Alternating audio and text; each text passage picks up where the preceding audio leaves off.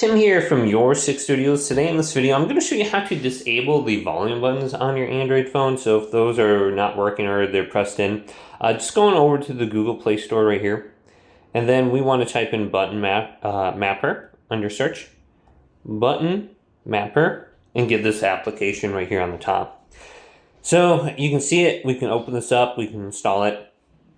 Now all we have to do is go to the settings and just allow these under here. So just give it a second and then go into installed apps and then go to Button Mapper. Just turn this on. Okay, so let's allow, this is going to run in the background now.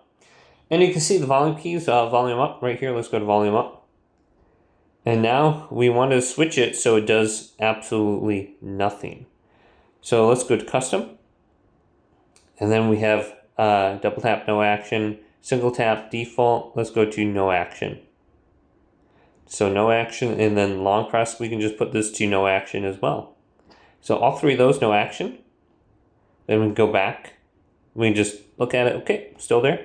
Then we go to volume down, custom, no action, and no action. So for some reason, these are pressed down. It's not going to do anything on your phone now, and it's not going to lower your volume. You can just go into the system settings and you can just manually do it yourself now.